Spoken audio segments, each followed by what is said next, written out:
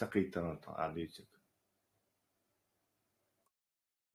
Английский металли с эфир хамхоли войс. Ну, английский амбеш. Хрен, я очень скоро начну их делать, короче. Метод даже придумать иначе. Романтические названия Илш. Может, завтра, послезавтра сделаем. Грамматику гивается, устная речь в ценах. Английский мы будем учить не способом грамматики, а КГБ шмух амбой ишца.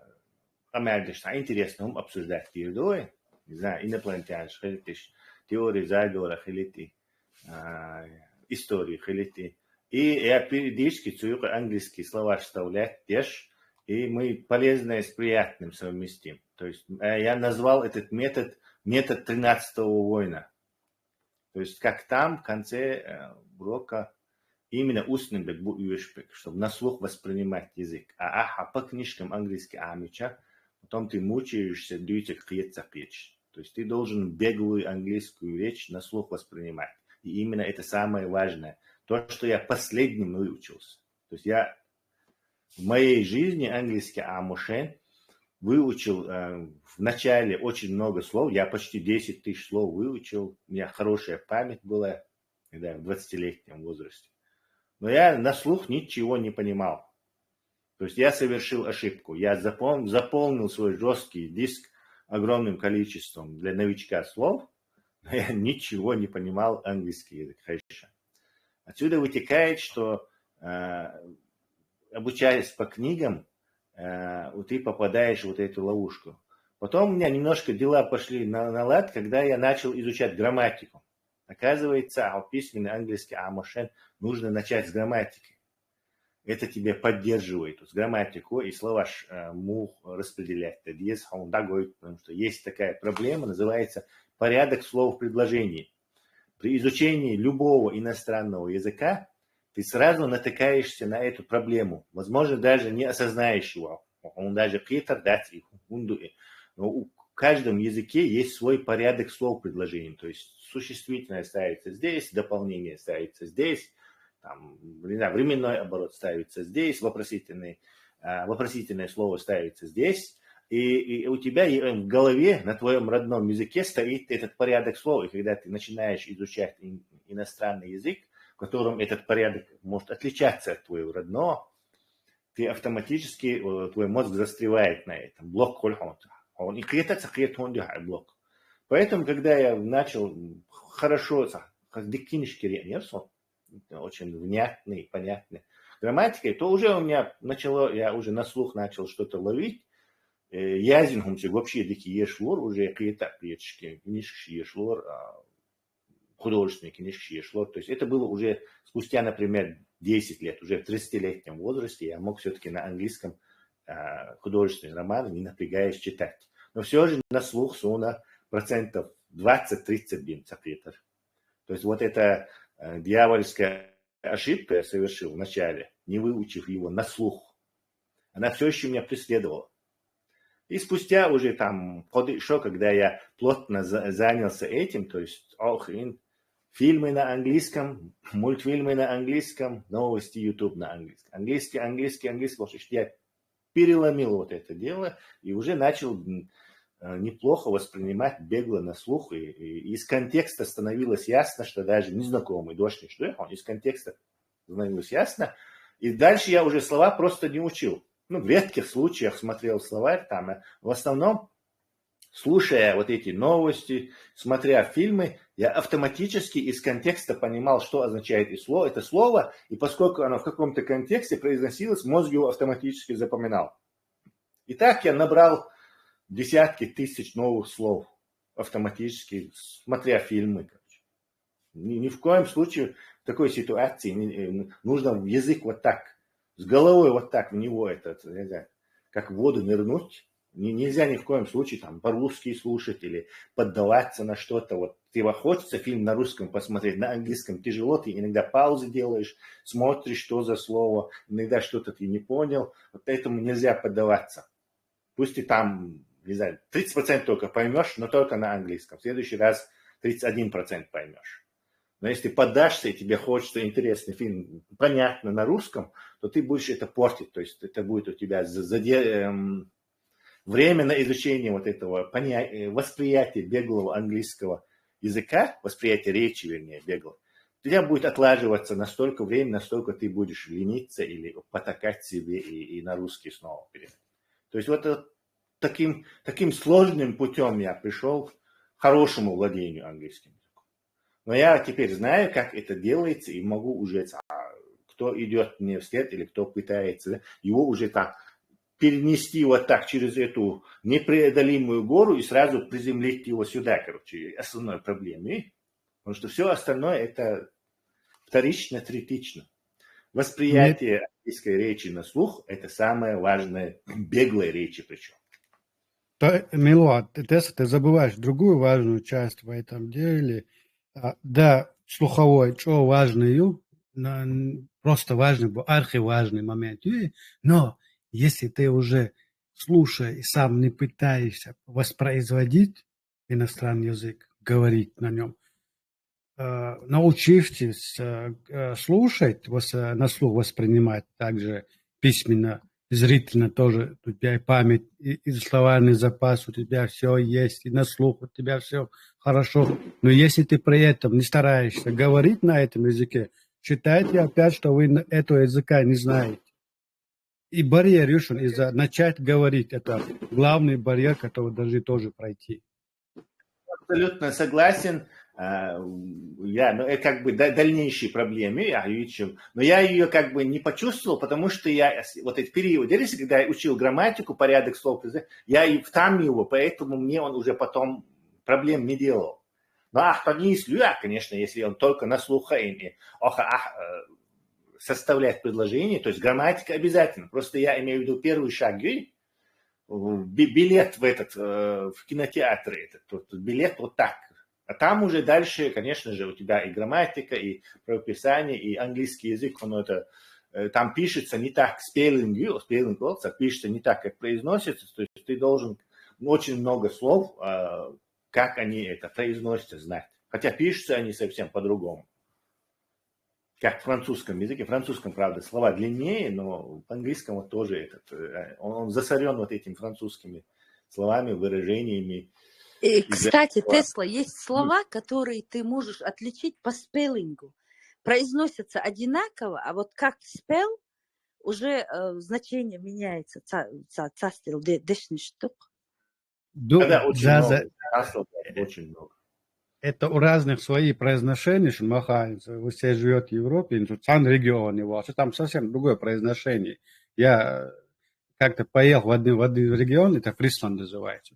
Там произношение тот же самый голландский, но совсем другое произношение. Они окончания, честно, поверь слово, окончания вообще не говорят, не произносят.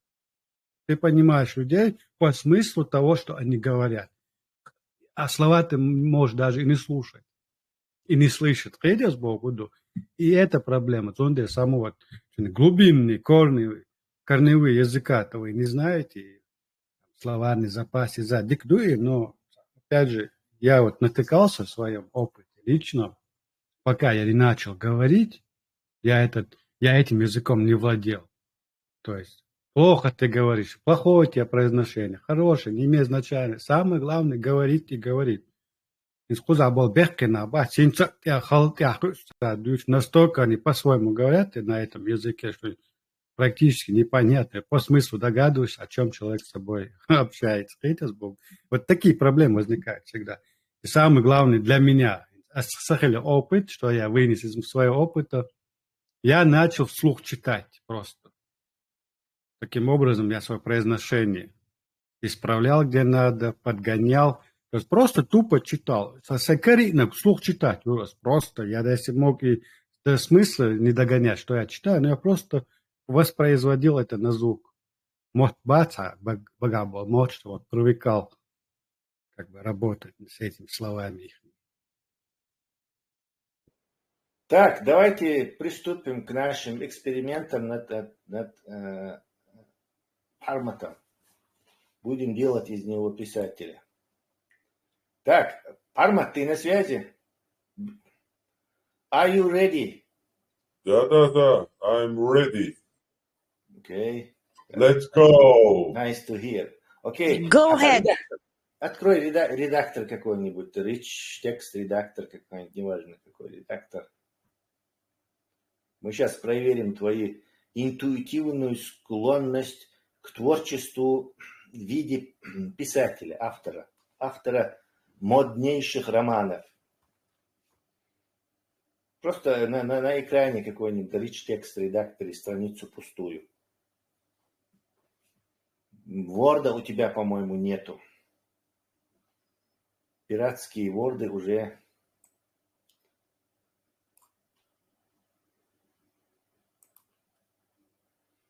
Этот подойдет?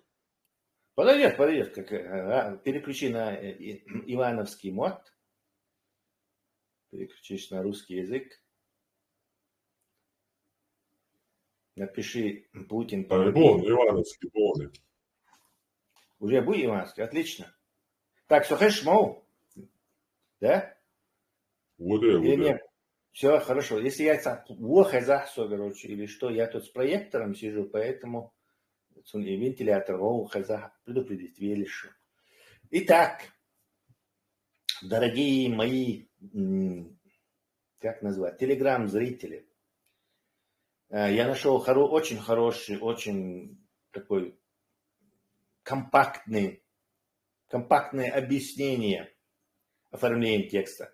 Вот вы представьте, что вы писатель, вы собираетесь стать писателем, там, не знаю, создателем сценариев, комиксов, чего-то. И вот вы сели, вы довольно, нет, читали книжки, но когда ты читаешь книжки, ты не замечаешь, там, где там запятая, где там это. Обычно человек этим, в общем, он там глотает книгу, а как она была оформлена, он даже удивляется. Сев писать книги, он удивляется. Я вообще уже сколько там, не знаю, 200-300, может, 1000 книг прочел, а вот сейчас не знаю, где запятую, где там двоеточки, где там кавычки, то есть как это оформлялось. Это реально, вот, потому что человек читает книжку для удовольствия, чтобы это переживать какие-то интересные моменты, слушать, там, не знаю, сопереживать героям этой книги, но никак не наблюдать, как эта книга оформлена, там, где там запятые, там, внутри кавычек запятая, снаружи кавычек, да, это все информация мозгом отфильтровывается, а мозг у нас очень хорошо фильтрует. Поэтому давайте я вот этот наш очень хороший, очень компактный, я его в интернете нашел, как этот текст оформляется. Мы будем из Пармата делать писателя. Итак, есть прямая речь. Прямая речь Чудуха Махайхон, по-моему, почти все знают, что это такое. Это непосредственная речь протагониста, там, героя, антигероя, любого персонажа. Да, любого персонажа. Цитата еще его называют, его берут в кавычки. Так вот, прямая речь, если прямая речь располагается после слов автора, то есть сначала слова автора, а потом уже прямая речь, то авторский текст отделяется или обосабливается двоеточие. Точка всегда располагается за кавычками. Запомните, меня путало это все время, потому что в американском оформлении, и в британском тоже, английском языке, точка ставится всегда внутри кавычек. А в русский почему-то решили ее именно точку, потому что остальные знаки, восклицательный знак, вопросительный, они ставят, как и американцы, англичане, внутри, но вот точку почему-то за кавычки перенесли. Видимо, они совершили какую-то свой финт ушами в свое время, там, в 18 веке, или когда это русский язык сочиняли, и решили точку вне кавычек поставить. Кто-то ошибся, наверное, и пошло с этого. То есть это я думаю, не намеренно они вот так пошли, а мы вот так сделаем. А скорее всего, кто-то совершил вот ошибку, а эту ошибку уже как правило сделали. Точно, ничего удивительного в этом нет. Кстати, железные дороги, например, в России, они на столько-то сантиметров больше, шире, чем, например, европейские. И это случилось не потому, что там не специально решили, там, а сейчас мы вот так сделаем. А потому что вот эти измеряющие эти люди, первые, когда дорогу делали, они там ошибку совершили, и вот и пошло-поехало с этого. Вот точно так же здесь, видимо, совершена была какая-то ошибка. Точку вынесли за кавычки, или, может быть, на голландском языке она выносится, я не знаю, может, в каком-то французском. Я французский. Нет, там точка, кавычки самый последний, потому что... Хорошо, видишь, значит, и там нет. Где они ее взяли, я не знаю. Давайте так, я скажу тебе, вот проиллюстрирую этот пример. Сначала слова автора, потом идет двоеточие, потом прямая речь в кавычках, короче. Но я тебе просто продиктую, ты как можешь напиши, Хаймерс, а я тебе потом поправлю и покажу, где должны быть кавычки, где должны быть двоеточие, где должно быть где вопросительный знак, где кавычки. Итак, предложение из романа «Остров сокровищ» Карла Льюиса Стивенсона. Так, Хаймер, слушай и записывай. Доктор, там был такой чувак по имени доктор Лившиц, озабоченный, как наши бабуины, озабоченно повернулся ко мне. Джим, мальчик мой, что случилось?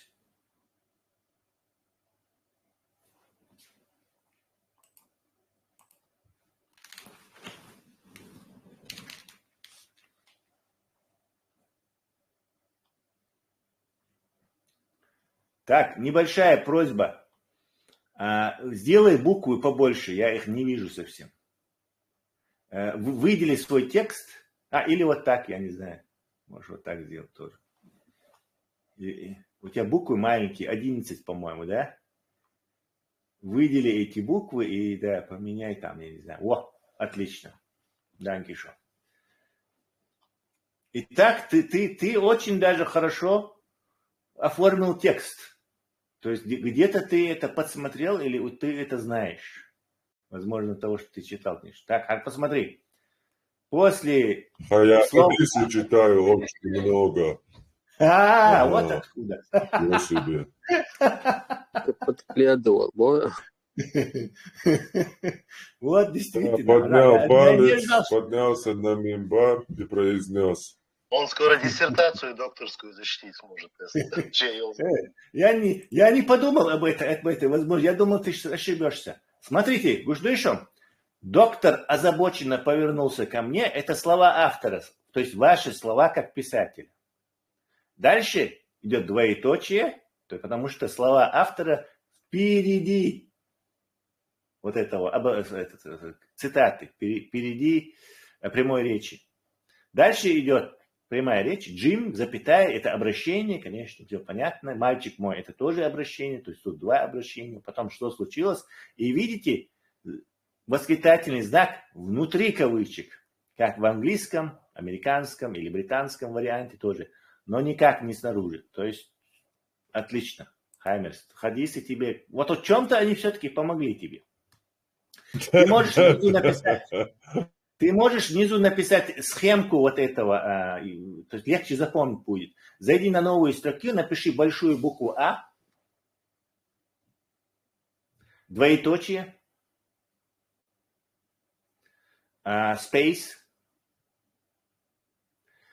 и в кавычках большую букву П с вопросительным знаком. Вопросительный знак и кавычки. Все отлично. Вот это схема того, что ты сделал. Как бы чертеж выше. Видишь? А это слова автора, автор. Да. П это прямая речь. То есть схема того, что ты сделал вверху. Ты точно так же можешь сделать, я не знаю. Давай мы еще одну подкинем тебе. Давай попробую тебе еще. Я еще одно предложение скажу. Ты попробуй ее тоже записать. Попробуем тебя подловить все-таки, короче. Какой-то ты сегодня не подлавливающийся. Я показал достопочтенным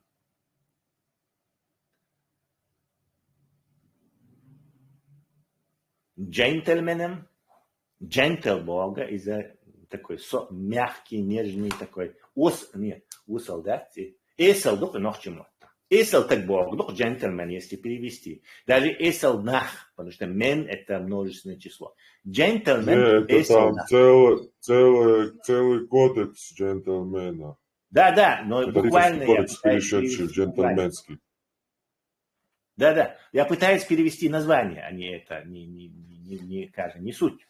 Gentle бог, эсел бог, ну, к чему это, фактически. Эсел, скорее, скромный, говорит, и это эсел. Gentle. Любезный, Нет, типа gentle любезный. бога,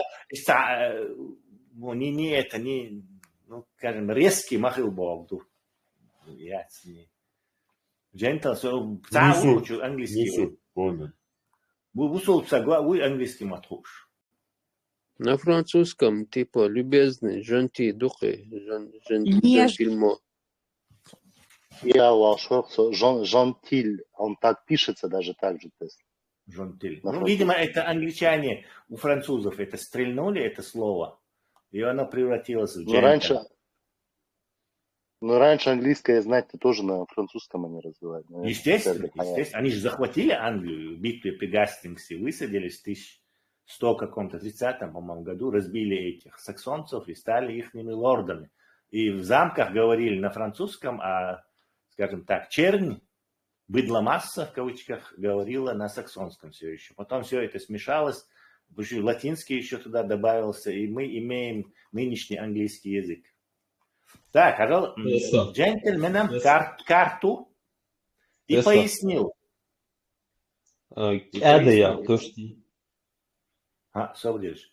И пояснил. Доктор Сквайр, на адмирал Бенбоу напали пираты. Доктор Сквайр, на адмирал Бенбоу напали пираты.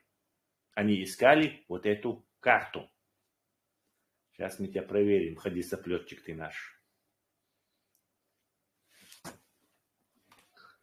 Ну, ошибся я. Доктор Сквайр, да? Доктор Сквайр, это имя его? Доктор Сквайр, да, доктор Сквайр, он ему обращается, видимо, да, обращение. Доктор Сквайр. Хотя вроде бы должен быть доктор, запятая еще Сквайр, или доктор Сквайр как-то... Ну, переводчику ищите на перевод. Тоже, наверное.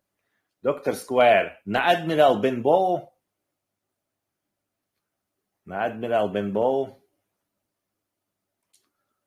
напали пираты. Pirates. Attacked. Они искали вот эту карту. Карта по-английски map, кстати. Map. Дурацкое слово. Map. Они искали вот эту карту. Поляки, кстати, это слово у англичан слямзили. Они говорят мапа. Карта по-польски мапа. Так, давай проверим твое художество. Так, вот это предложение, они искали вот эту карту, а это одно целое с этим, да, ну ты, конечно, не можешь это знать, поэтому, но оно и так, и что не несен, запятой вот, да, и что не несен, потому что и так верно, то есть ошибки грамматической там нету. Да мне вот нравится короткими фразами писать. Раньше я тоже длинные писал книжки, а сейчас я короткие пишу. Это как-то, не знаю, кажется, чем-то мне кажется, это лучше, чем длинные фразы писать. Так, особенно динамичные моменты, хлесткие там, короткие фразы, людей быстро заводят, скажем так. Я показал достопочтенным жителям карту и пояснил. Опять, доктор Сквайр. Сквайр это и кратким, да, он сквайр датсон. Да, это английское слово. Сквайр. Ай. На адмирал Бенбоу, ведатсон тебя удунт иха. Адмирал Бенбоу. Пиши это с большими буквами. Адмирал Бенбоу. Это название ЛДЛ. Название трактира, а название чего-то там. Не сон, Бенбоу. Не буквами большими, а да, вот так, да. Бенбоу. Ведатсон удил. И адмирал с большой буквы Д. А потом заключи этот адмирал Бенбоу в кавычки. Название заключает в кавычки. Название судов, там, я не знаю, трактиров, ресторанов, чего-то там еще. Так, доктор Исквайер Ахметтер Сквайрди. Е зачеркни и краткий. Где доктор Сквайр, я доктор Сквайр. И краткий. Все. И краткое. Во.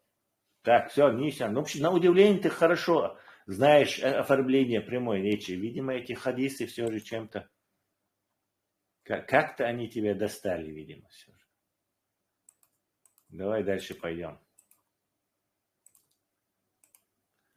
Кто это знал, тому это освежить знание. Так, схему этого это внизу сделай, как и выше этого. Это шпаргалка тебе потом очень поможет, книжки, если забудешь.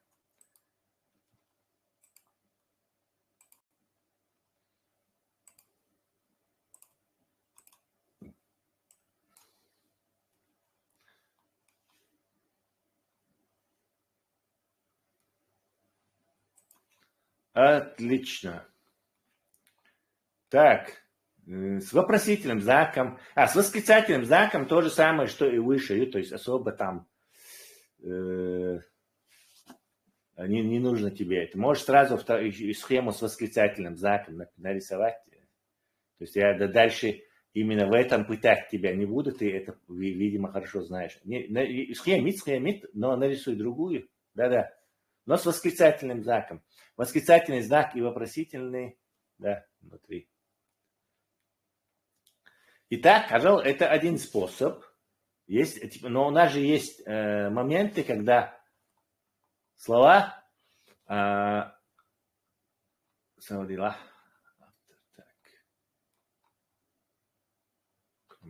так, вот. Дело в том, что у нас тут слова впереди, авторская речь впереди прямой речи. Поэтому, но есть же множество случаев, и даже большинство их, когда авторские слова после прямой речи. То есть схема как будет выглядеть примерно. Я попробую сначала, мы проверим нашего экспериментального писателя, а потом правильный ответ на скажем. Давай опять-таки этого Льюиса Стивенсона будем мучить. Так, из его книжки. Джим, мальчик мой, передай мне карабин. Попросил доктор Ливси. Прям так и попросил. Джим, да? Джим, мальчик мой. Передай мне хадис Бухари.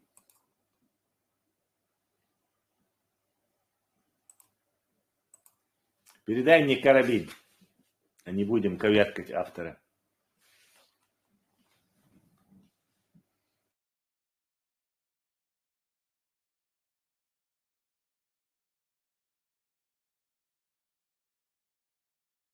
Вот, ты попался теперь. Уже ошибки.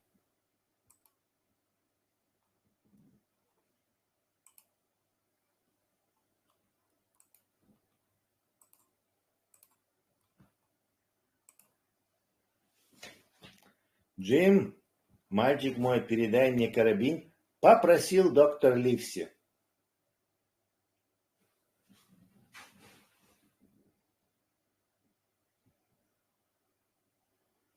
Так. Кажется, ты пошел. Попросил доктор Ливси.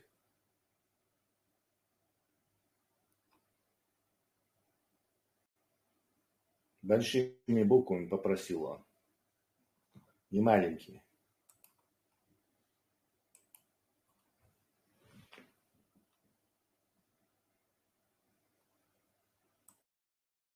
Так, закончил? Да. Так, ты почти правильно написал. То есть хадисы тебя тут опять не подвели. Только в русском языке запятая. То есть у нас есть прямая речь. Джим, мальчик мой, опять обращение. Передай мне карабин. В русском этом оформлении писательском после вот этих кавычек ставится запятая. То есть передай мне карабин, кавычки, запятая и дальше тире, попросил доктор Ливси. Поправь. Моела ратеса ю алас. Передай мне карабин, кавычки, запятая, дальше тире попросил.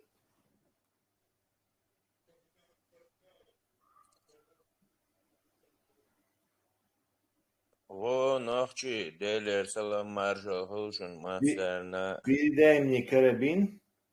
Добрый лах, уже маршрут. Передай мне карабин, кавычки закрываются, запятая, тире попросил доктор Ливси. Да, вот так все. Тире, кстати, длинное ставится, но это не важно. Джим, мальчик мой, передай мне карабин, запятая, попросил доктор Ливси. Вот ишь он. Прямая речь, когда слова автора после прямой речи. Попробуй написать схему этого, Хаймерс. Как ты с красным, хорошо, хорошая идея. Попробуй нарисовать схему этого. Слова автора А, дон, прямой речь, П, дон, как и выше.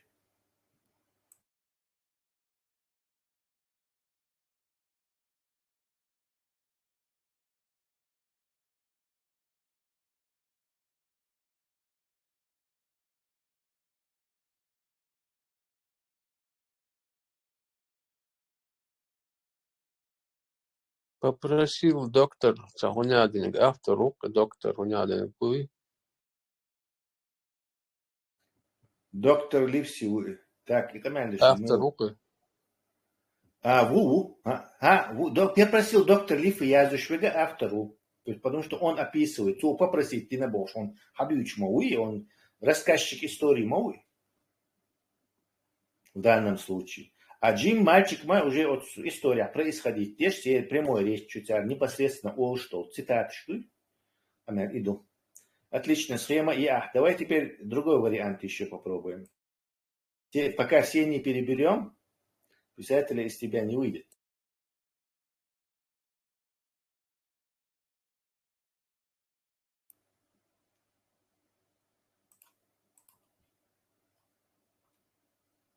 Так, давай какой-нибудь вариант с этим, с вопросительным знаком. Или с восклицательным, давай. «Пираты, сэр!» — воскликнул Джойс. Хаймер, спеши. «Пираты, сэр!» — воскликнул Джойс.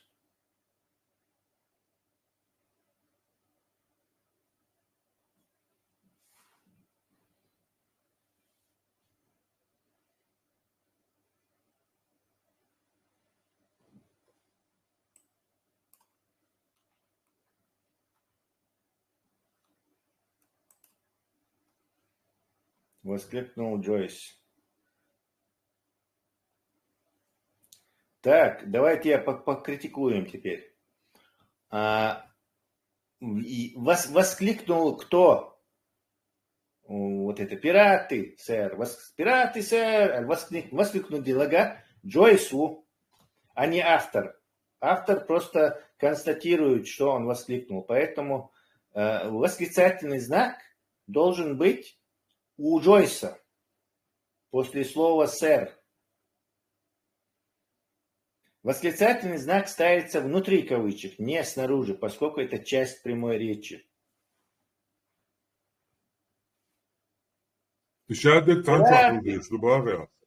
Да, пираты, сэр, лицо. И это выражение, оно с восклицательным знаком, потому что он воскликнул это. Дальше кавычки. Слова автора отделить. Слова автора и слова вот этого Джойса, это разные вещи, их не смешивай их, не трогай их. Джойс, воскликнул, в том дело, у него должен быть восклицательный знак. У Джойса, не у автора. Воскликнул Джойса, это слова автора, ты не должен их восклицательным знаком выделять. Видите? Хаймерс. Как я тоже вообще это? у нас наше предложение состоит из двух частей. Прямое речь, Джойсу Эльдл дошнишду, важе автору язычнику, автор вац, воскликнул Джойса, авторе дошнишду дуй. Да. А пираты сэр хайн дошнишду. Джойси. А Джойс могу и воскликнуть, цун мою и восклицательный знак принадлежат. Авторе маяц. Сега, я чупай цунде, цунюха. That's, а авторе слова шьюха маильна восклицательный знак. Тесла восклицательный знак, карюха, в конце Джойс надеешь лячуп. Да, авторе дошнишин илна. Пираты сэр и тигах ильез восклицательный знак.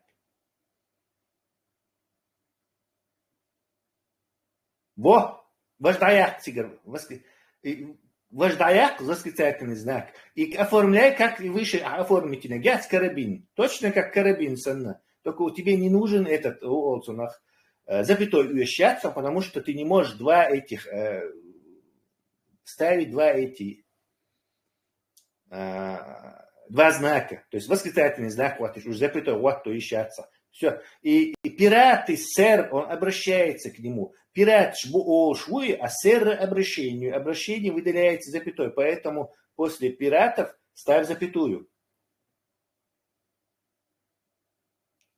Хинц правильно оформить и надо. Потому что слова автора ждуй, автор вати сахолца камер, саннаца, тагу наблюдать за всем этим делом. Тухума воскликнут цадина. Он констатировал, что вот этот Джойс это воскликнул, и говорит, воскликнул Джойс, боже, я же шо, ему не принадлежат вот эти знаки восклицания, чего-то, вопроса. Спросил Джойс то же самое, когда. Так надо тебе с вопросительным, он дальше, у тебя здесь возникли эти небольшие проблемки, чтобы ты их запомнил. Давай следующий предложение. На этот раз попробуем правильно ее оформить. Потому что ты сейчас неплохо оформляешь, почти 90%, скажем так, попаданий ты четко делаешь. А где Джин спохватился Трелани? А где Джин спохватился Трелани?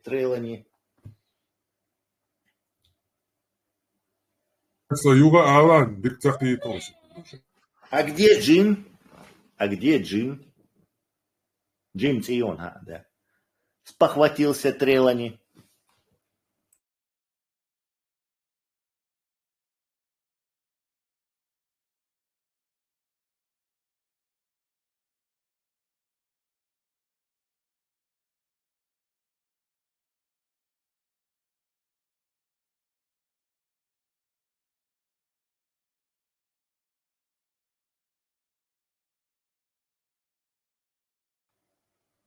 Отлично. Четко сработал. Видишь, даже одного уже хватает поправки. Уже он говорит, оформление текста довольно незатейливая, скажем, задача. И вот с этими схемками, с небольшим объяснением, любой из вас сможет превратиться, скажем так, в креативного создателя шедевров. Так, Хаймер, схемку этого предложения тоже, чтобы ты запомнил.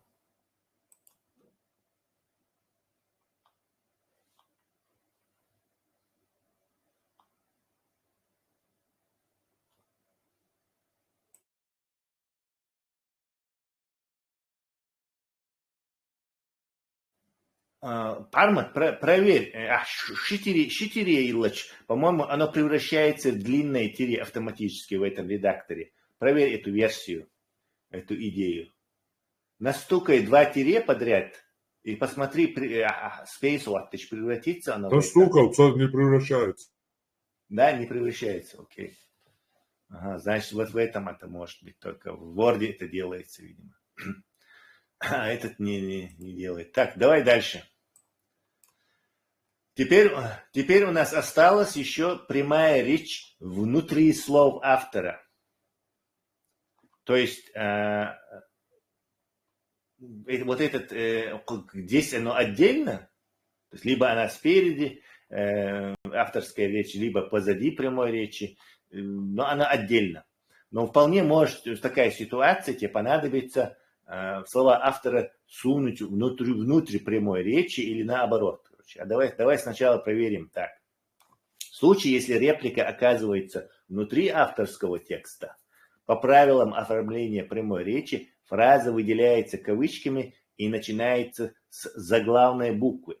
После первого отрывка авторского текста ставится двоеточие, второй отделяется запятой или тире. Тире ставится в том случае, если попавшая в прямую речь реплика заканчивается восклицанием или вопросом.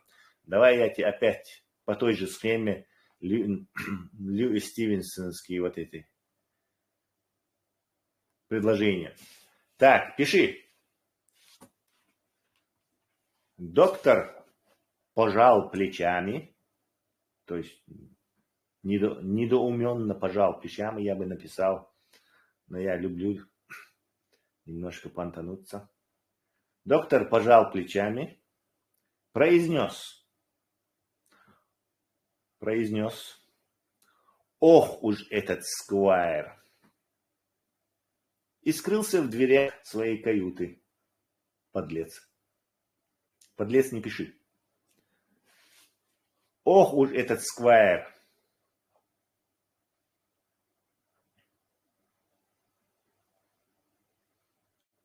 И скрылся в дверях своей каюты.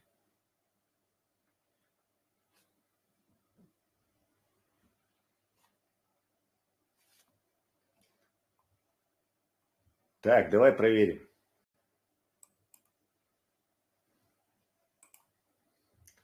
Доктор пожал плечами, все правильно произнес. Так, уже... Где скрылся был, а? В дверях своей каюты.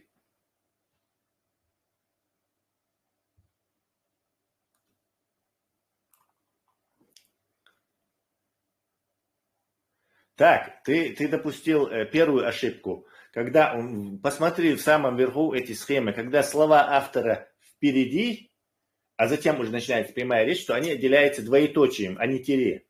Тире это только если слова автора после. Память гужда? Во, там должны быть двоеточия. Все правильно? Так, дальше ошибка.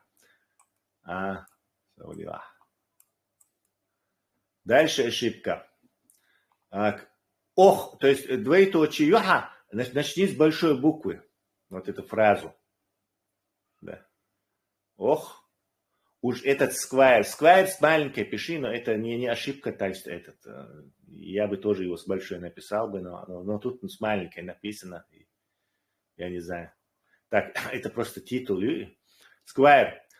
Ох уж этот сквайр. Кстати, ты написал этот восклицательный знак сделал, это тоже не ошибка. Здесь стоит запятая, и восклицательного знака нету.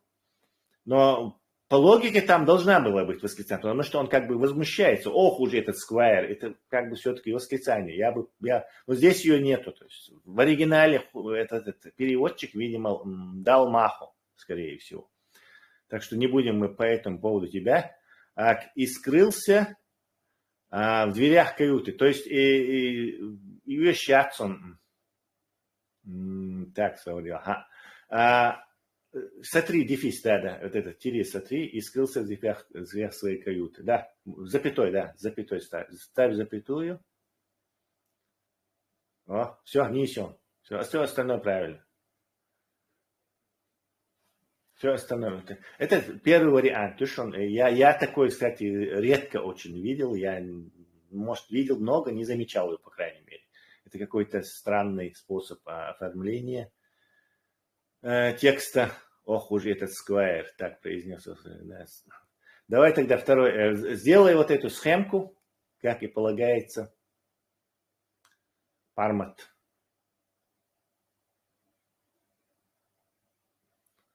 Как и полагается приличным людям с чата антитеррор. Так, схемка.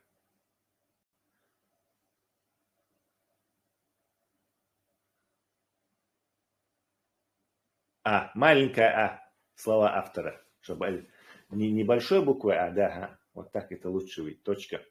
Отлично. Вот эту схемку, она существует, видимо, но я ей никогда не пользовался. Так, давай. Опять-таки предложение, слушай внимательно. Билли Бонс, это имя пирата этого, он главного пирата, что ли, или не очень главного. Так, задумчиво поглядел, вслед поглядел, не оглядел. Вслед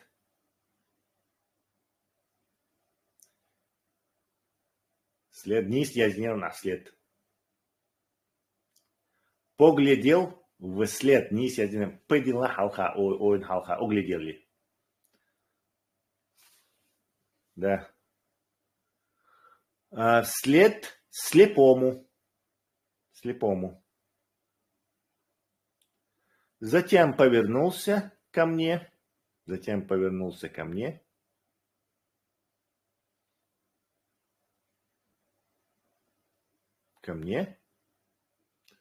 Грубо крикнул.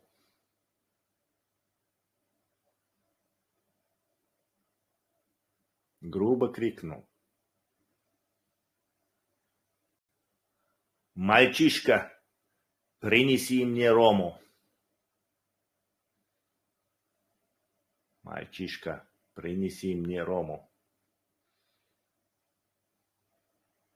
Он крикнул, поэтому выдели, что он крикнул. Во, отлично. И решительно выскочил из комнаты.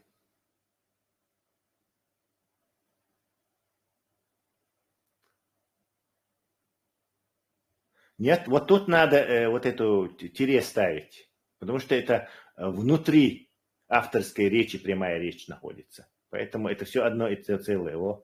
И решительно выскочил из комнаты. То есть задумчиво поглядел слепому, затем повернулся ко мне, грубо крикнул и решительно выскочил из комнаты. Это все одно и то, одна речь автора, то есть длиннющее предложение такое, внутри которого вставили вот эту прямую речь. Мальчишка, принеси мне рому. Все, ты правильно написал. У тебя составь схемку этого. Четко, у тебя есть бух-буха, короче говоря, из-за чтения возникшей. Я думал, ты будешь ошибаться больше. Я ошибся. По крайней мере, держишь ты удар до этого места хорошо.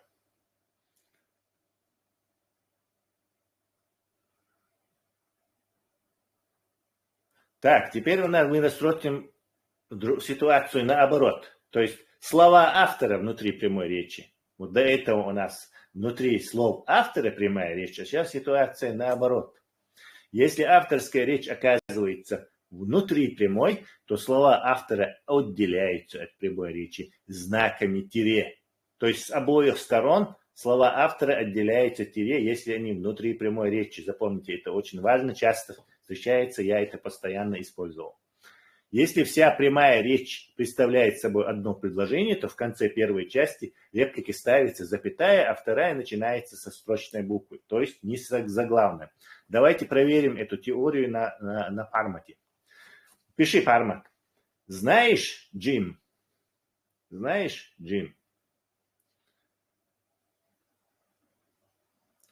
Задумчиво произнес Ливси.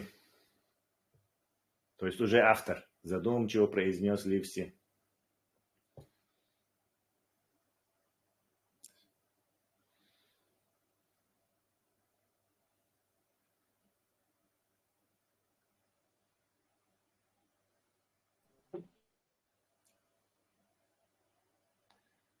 Мне никак не дает покоя одна мысль.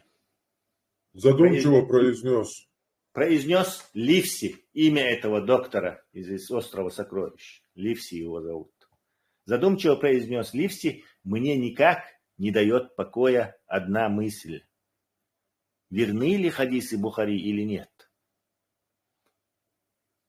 Мне никак не дает покоя одна мысль. Сейчас мы тебя править будем, быстро дописывай.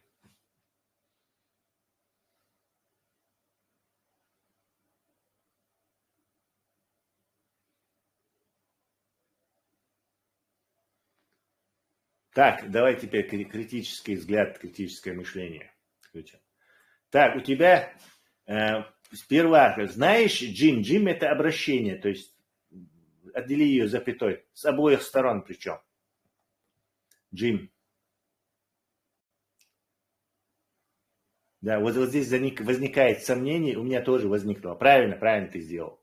Потому что это ты отделяешь обращение, а вовсе это не запятая для после прямой речи, которая ставится. То есть это джимовская запятая, которая за ним стоит. Запомните. Раз.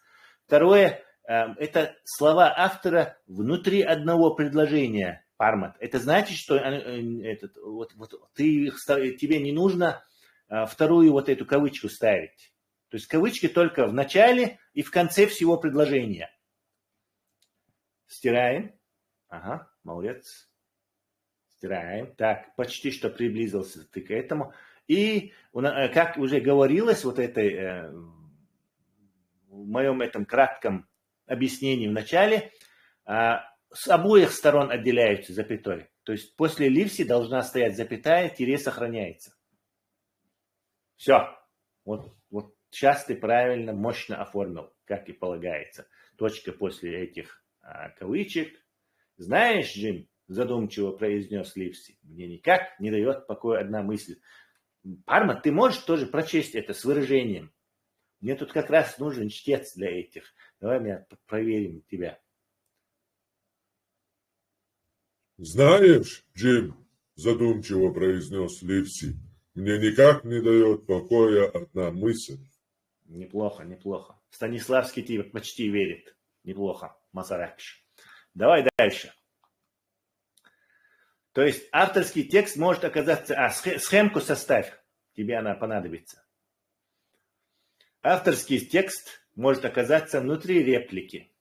В таком случае слова автора отделяются от прямой знаком тире.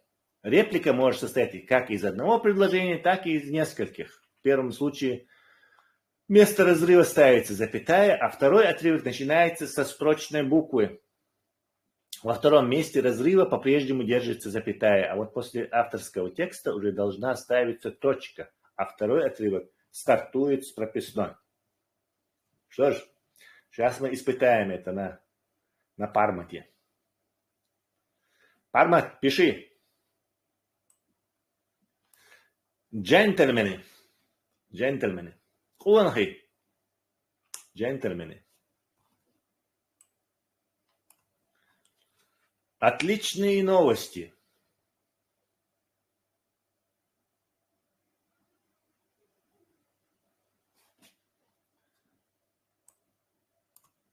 Улыбаясь во все 32 зуба, сообщил доктор Ливси. Сюда направляются пираты.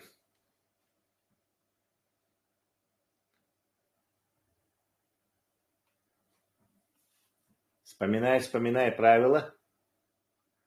Да.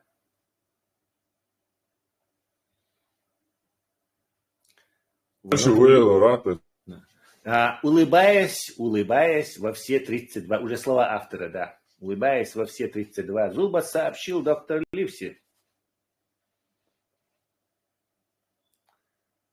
32 зуба, запятая, сообщил доктор Ливси. Не, это одно целое с ним. Это все еще слова автора. Да. Сообщил. И дальше опять продолжение этого. То есть здесь уже не одно предложение внутри, а два предложения и внутри слова автора. Сюда направляются пираты. Это все еще этот Ливси говорит. Сюда направляются пираты.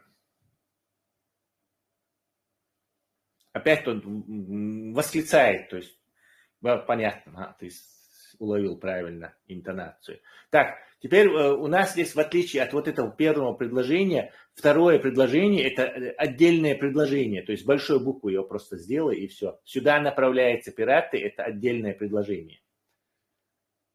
Как бы два предложения, и внутри у нас слова автора. То есть два предложения, относящиеся к прямой речи, и внутри сюда. Да, правильно. Она ты неплохо, ты даже мог бы, наверное, сочинить, ну, не знаю, не шедевр, конечно, но романец ты смог бы, auch in Hai. У тебя Это обучаемый. почему еще не шедевр? Ну, какой-нибудь первый, сразу же auch in шедевр у тебя, ну, шансы есть, конечно, может. Понял, заболелся. Не, Бах, он есть люди, которые сели и с первой же книгой, короче, стали знаменитыми на весь мир писателей. Прям шедевр, да, такое бывает. И довольно часто, кстати, может даже в этом есть какой-то смысл, что свежий взгляд, что ты все свои идеи кидаешь на бумагу и мощно получается. Хотя, конечно, неточности, которые искушенный писатель уловить ты должен, но читатель там интересно, хальчан, ему на все остальное как бы это не наплевать. Так, схемку составь этого. Но чаще всего, конечно, первый блин бывает комом. Это в любом деле практически. А П просто с большой сделай и все. Отлично. Вот схемка тоже. Ах ты, схемка. Хорошая вещь, кстати. Жалко, что я не знал в свое время, что они существуют. Легко запоминается. Они как шпаргалку можешь использовать, когда пишешь книгу. Так, глянул, посмотрел, к какой категории это все относится. Сразу же понял, как что делать. Давай еще одно предложение. Вообще-то, ну давай я изучим. Или не нужно. Или то же самое все равно. Или нужно, давай. Просыпайтесь все. Просыпайтесь все. Истошным голосом закричал Трелани. Пираты идут.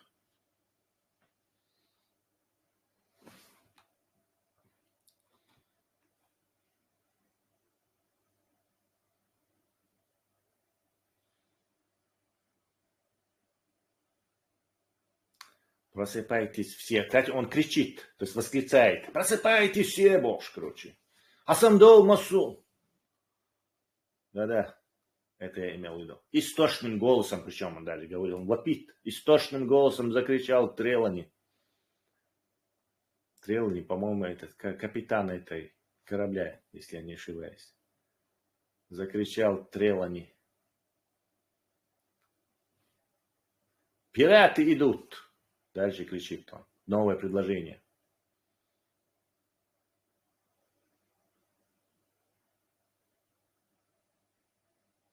Опять он кричит. Пираты идут. Отлично. Ажал, четко ты оформился. Без этого. Без сучка, без задоринки. Молодец. Схемку. Так.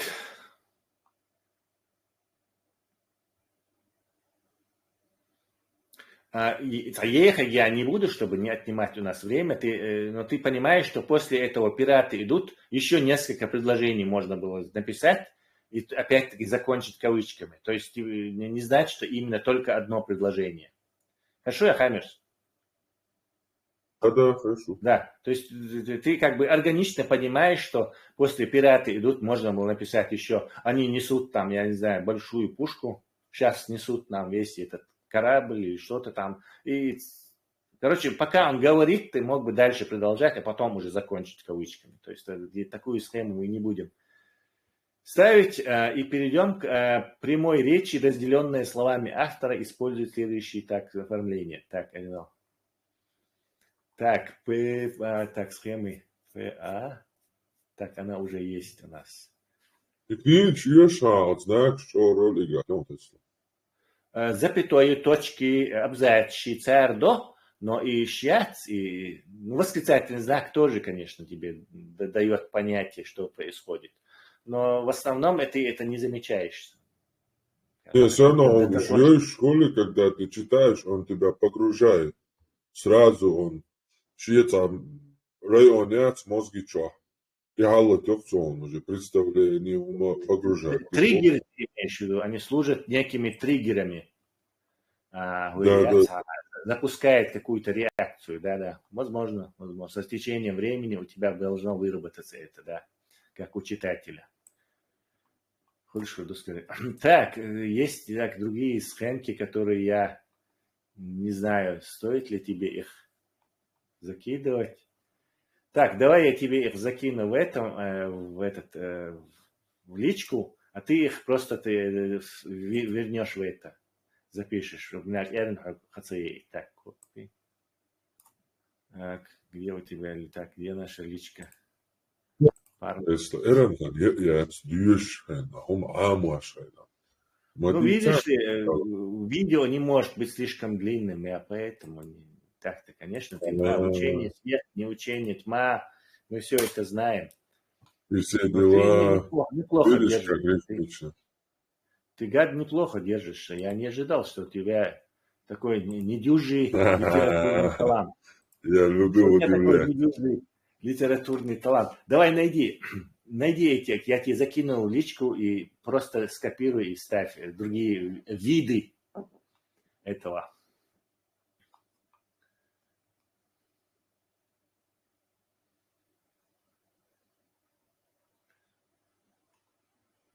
Нашу личку сейчас увидят все.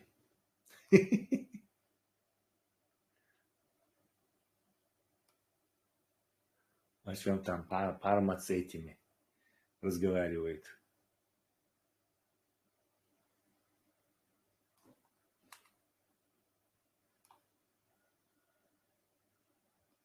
Все, вырубай. Так, вот. Эти три также. Эти схемки понятны тебе, да, Парма? Да. Ну да, там особо ничего сложного, я думаю, нет. Так. Теперь есть совершенно уникальное имя для русского. Это же мы... Я помнила. А это точкой кончается. Давай один такой напишем.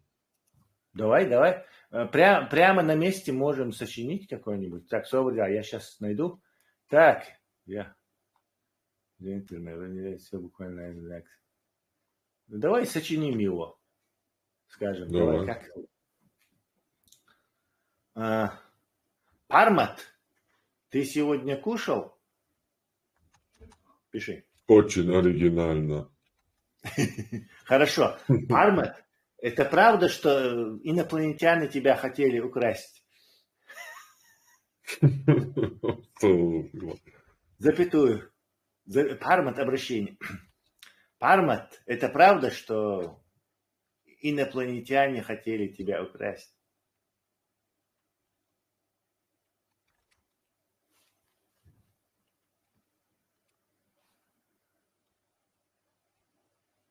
Спросил Тесла. Мы с этим вопросительным знаком, где швующим. Да. Спросил Тесла. Тесла, Тесла. Спросил Тесла. Ага. Точка. Кто же... Так, Собля, хотел тебя украсть. Кто же будет хадисы разоблачать? Хадисам обучать ты, знаешь?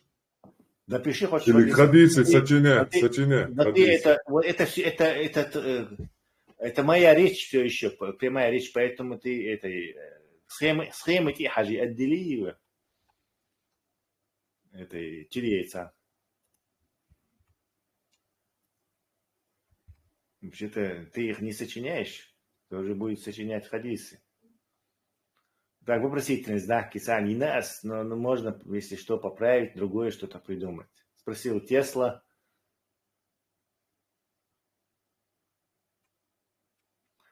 Спросил Тесла. Так, все, да, ты предложение, не удать. Но мекшу, кто у нас, мы сделали... Да, точка. Точка главная. Можно что-то другое там, если что. Кто же будет сочинять хадисы? Эту схемку этого предложения можешь внизу написать. А тут, если риторический вопрос такой, не надо, да?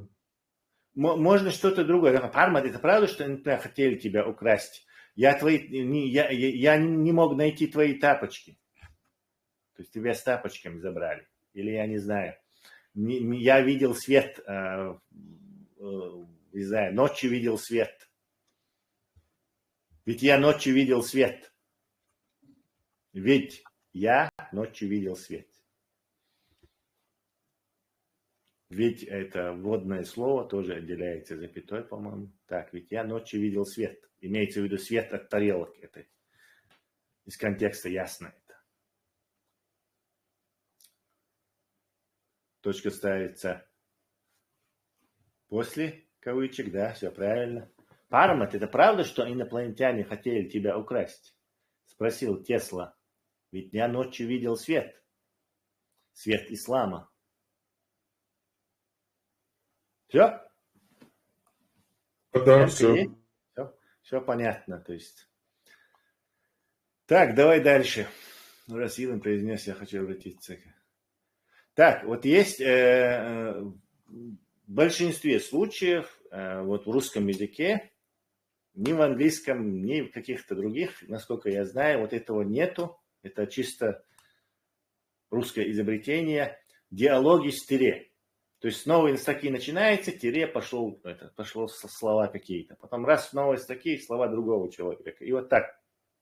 Это называется у них оформление диалога. Прям напиши большими буквами оформление диалога, чтобы ты знать, что это оформление диалога. Прям жирным его сделай, чтобы это заголовок хаит.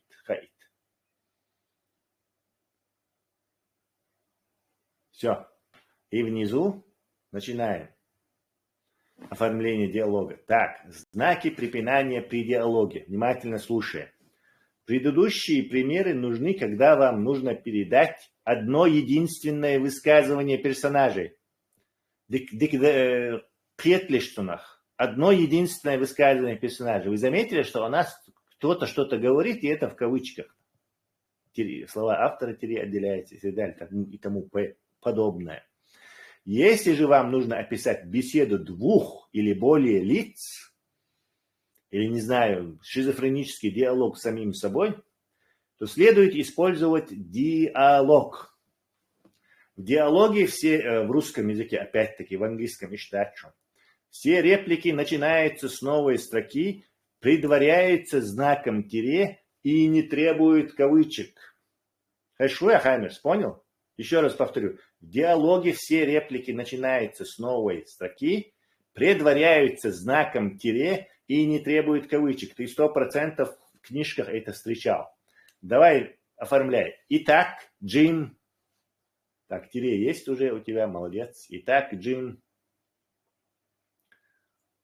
Опять остров сокровищ. Итак, Джим. Не Джим, а Джим.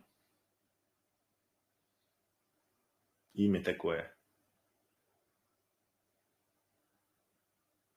Английское. Джим. Джимкант. По-чеченски Джимкант. Парень Джим, значит. Произнес доктор Ливси. Запятая, тире, произнес доктор Ливси. Вот этот любимейший способ, когда мы читаем книги. Произнес доктор Ливси, откидываясь в кресле, запятая, откидываясь в кресле. И запятаешь, вот ты, мдикаун. Где-то в школе тебя это в голову долбили. Откидываясь в кресле. Тесла, я вообще-то в школе был отличником. Серьезно? Да, так вообще, вообще колдю. Так, запятая. Не надо будет много. Ахик. Откидываясь в кресле. Чем мы обязаны столь неожиданному визиту? То есть опять слова этого Ливси. Чем мы обязаны столь неожиданному визиту? Он спрашивает, следовательно, это вопрос.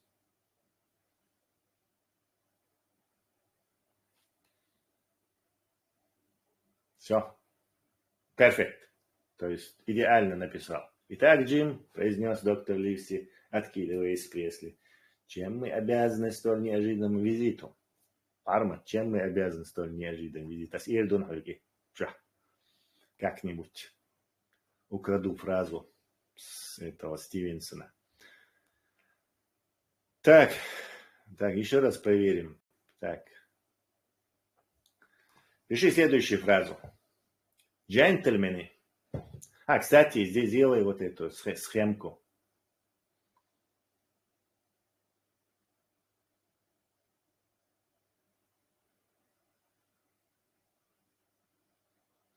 Ну, простая схемка, да? Впереди тире watch Spain. Потому что впереди у нас тоже тире. В диалоге всегда впереди тире. Это мандатори просто-напросто. Отлично. Так, давай еще запишем. И джентльмены. Диалог веч. Он этому Ливси говорит, вот этот главный герой, парень, от имени которого идет рассказ, кстати, в этом книжке, по-моему. Джентльмены, собравшись силами, произнес я. От первого лица, видишь, он не книжка. От лица Джима это все рассказывается.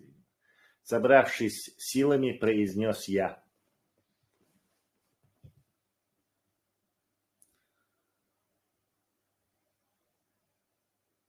Произнес я, это и собравшись силами, это все одно и то же, не отделяя их этими запятой. Вернее, тире. Запятую оставь. Собравшись... Не. Джентльмены, джентльмены, все правильно было. Просто тире там после произнес, убрал и все. Так, собравшись, произнес я. И дальше продолжается. После я, запятая, тире. Следующие слова этого Джима, прямая его речь. Я хочу обратиться к вам за помощью.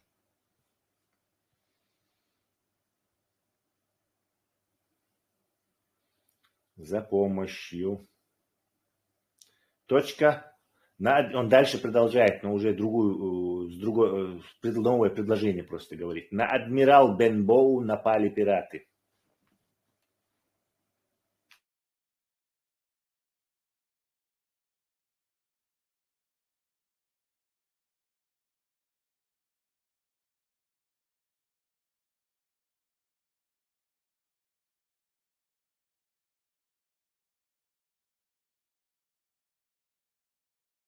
В общем, идеально, без всяких проблем. Так, далее, если посмотрим, есть у нас вот это далее.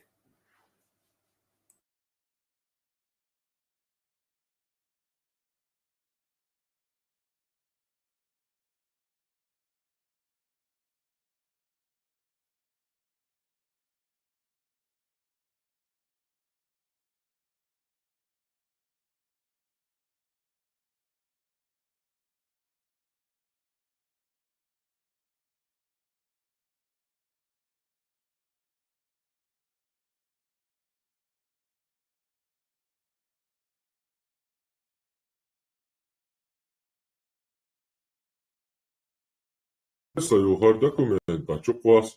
Не году выставить так, канал чё.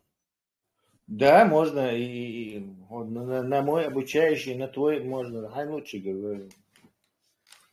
Потому что полезные очень документы. Очень краткие и понятные.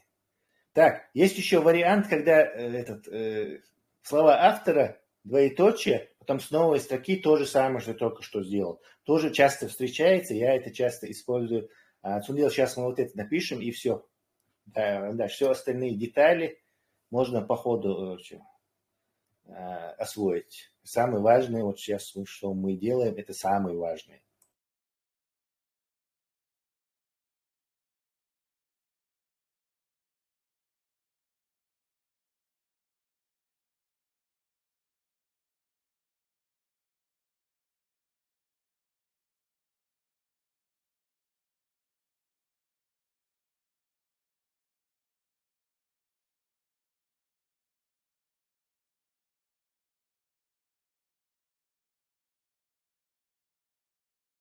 Джентльмены, собравшись силами, произнес я. Я хочу обратиться к вам за помощью. На адмирал Бенбоу напали пираты.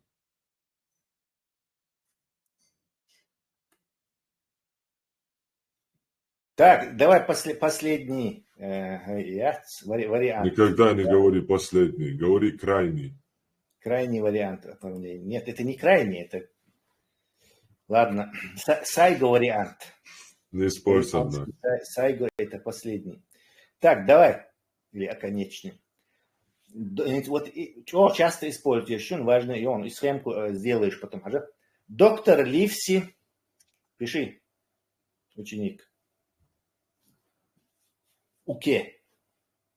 Пиши уке. Доктор Ливси оперся кулаками об стол. Доктор Ливси оперся кулаками об стол. Обвел нас пристальным взглядом и произнес.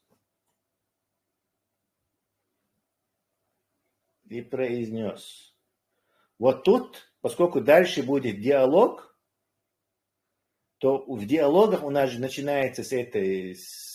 Кстати, ты вверху там пропустил на схемке в начале диалога знак этого. Схемке выше этого ел. Сега халха и цадиллан ах. Схемки не в предложении. Предложение правильно ты написал. П, А, боши. Схемки я. Сега. Тире цейлан, сори, тире. Мичметя. Ока. Вот этой схемке. Второй. Ока. Да. Не, впереди, в самом начале этого. Тире яца тебе. Вообще, схем не сильнее, особо для саджитал. Ты схему... Тире, я равно. А где там тире у тебя? Порядок тире. Может, я не вижу. Сори, просто Аджимич год выше цари. Да, все правильно, сори. Я не видел. Матч. 1000 извинений. Давай дальше. Господа. Доктор Ливси оперся кулаками об стол, обвел нас пристальным взглядом и произнес. Господа. Полагаю, наш ход действий очевиден. Вот здесь ты ошибку допускаешь. Диалог. Господа. Нет.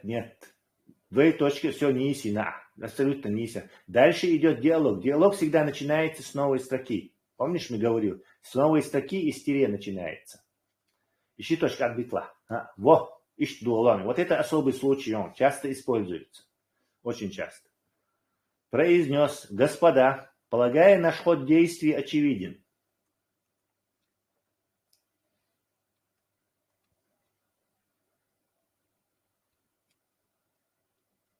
Точка.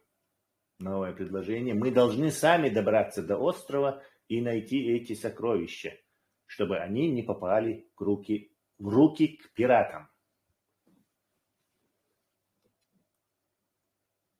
Добраться до острова и найти эти сокровища. До острова и найти эти сокровища. Чтобы они не попали в руки к пиратам.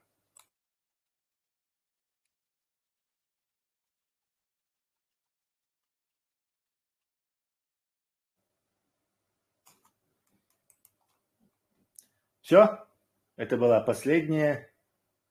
Ты можешь оформить вот эту схемку, как она там сделана. Сначала идет вверху предложение, тоже схемку вверху сделай и вторую ее часть внизу. То есть у тебя две схемки должны быть по теории.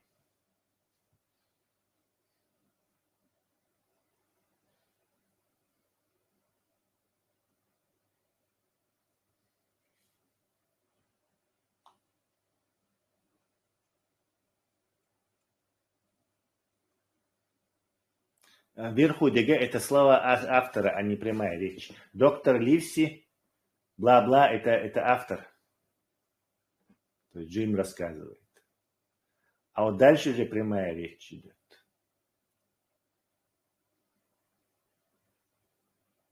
Да? По-моему. И он так бы восклицает, чтобы они не попали в руки к пиратам. Можешь восклицать, и поэтому в конце сам знаешь что. Все. Это довольно простой, но очень эффективный. По схемке видно, что он сложный. Все. И особые случаи дальше.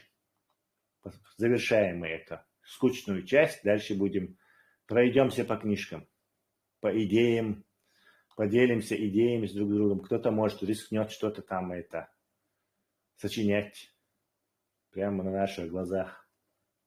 Давай последний. Армат, не убирай свою последний, я сказал. Вообще-то последний, Яри.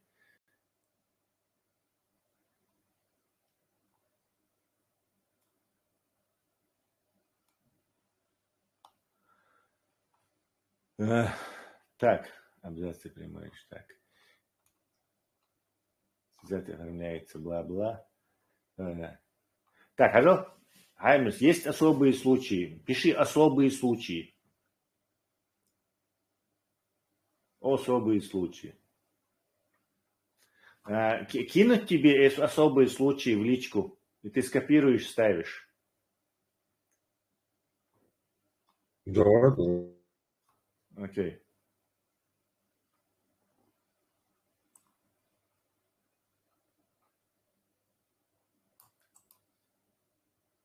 Копи.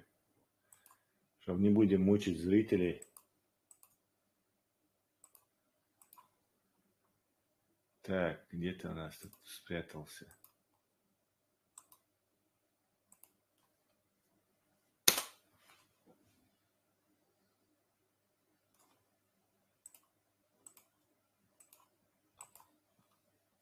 Можешь зачитать для проформы. Петр, особые случаи. Да, зачитывай давай с выражением. Особые случаи. Другие правила использования прямой речи. Прямая речь не выделяется кавычками, если двоеточие. Неясно, кто ее произносит. Про Джона Сильвера говорили, что его боится сам Флинт. Ее нельзя отличить от косвенной. И тут Джим задумался. Двоеточие. Зачем он вообще полез в эту бочку? Посреди прямой речи встречаются слово «говорит», потрясающее, проясняющее личность оратора. «Выйду, — говорит, — и всех пиратов уложу одной левой». Мы пишем новостную заметку и вставляем в середину прямой речи ссылку на ее авторство.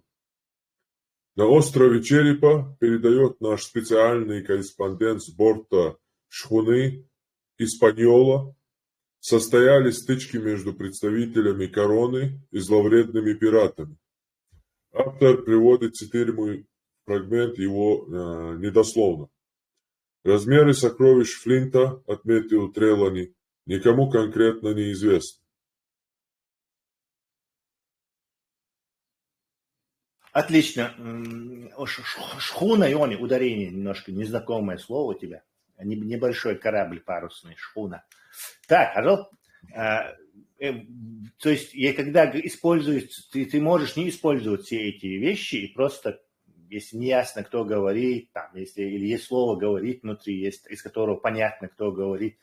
Есть еще моднявый такой стиль, где вообще ты редко используешь и кавычки, и просто даже разницу между словами автора и косвенными какими-то этими словами других людей, на которые он ссылается, или ты даже не ясно, есть такой моднявый стиль, там мысли даже автора ты не заключаешь в кавычки, то есть я как-нибудь про это тоже сделан. Там еще есть много нюансов, вот они основное разобрали форматирование, но есть много нюансов в этом деле. Вот это моднявый стиль, когда я не делаю ни в кавычки, ни что, а просто там пишу, и понятно из контекста, что. Если из контекста вашего этого произведения понятно, что происходит, вам не нужно это специально выделять. Этим вы, наоборот, портите ваше произведение. То есть, чем меньше там слов, там он сказал, она сказала, он это, то, чем меньше объяснений, тем больше вы погружаете читателя, тем более динамичные ваши, скажем так, речь или повествование динамичнее становится. То есть, старайтесь избегать. Если из контекста понятно, что это кто-то сказал, вам не нужно говорить, он сказал это. Если из контекста понятно, что это ваша мысль авторская, то не нужно ее как-то особо отделять. Там. Правило здесь как бы, чем интерактивнее, выражаясь современным языком, этим компьютерным, чем интерактивнее ваше повествование, тем это, скажем так, круто или, скажем так, удобоваримо для читателя. Тем более современный читатель, он избалован вот этими динамическими, быстро сменяющимися картинками. То есть ему там длинные описания в стиле там романов Диккенса с длиннющими там описанием чего-то там, всего, что происходит, включая погоду, не знаю, пространство, где это находится. Все это как бы излишне. То есть нужно как бы резко несколькими мазками выделять самое важное, а потом театр в мозгу вашего читателя автоматически дорисует, что там нужно, как мозг у нас дорисовывает, что мы не видим. Вот так же дорисует что-то и пойдет. Зато это будет динамизм, и читатель не будет скучно читать вашу книжку, скажем так. Это небольшой совет от меня. Все, Хаймерс, можем перейти к вопросам, обсуждениям, у кого, если они есть, какие. Тесла, Машо Олшимосу Сюрдихел. Тесла, ты его фактически сейчас редактирование курс показал именно, потому что фактически писатель... Да, форматирование текста, оформление текста это называется, да. Окей. Как бы фантазия есть практически у любого человека, у кого-то она более развитая, у кого-то менее развитая, но вот у человека возникнет проблема, если он захочет свои мысли изложить, где это можно... Обычно человек берет какую-то книжку и пытается эмулировать то же, что и там. То есть, если там вот так запятой сказала это, значит, я тоже так поступлю. Я так поступал в свое время, будучи в нежном возрасте 15, там, 14, 16 лет. Но вот такое более сжатое и компактное, скажем, объяснение, по-моему, оно бьет и хвост, и гривы эти попытки самому добраться до истины.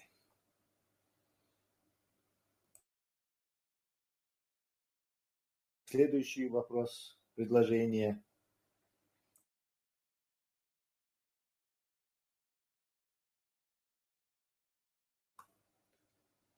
Тойзен, ты говорил, что у тебя куча идей есть.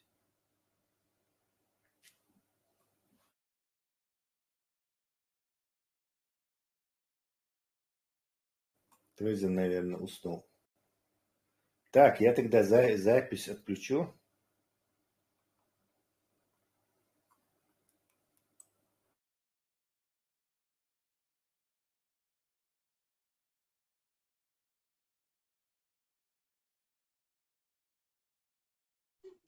Ну, не знаю,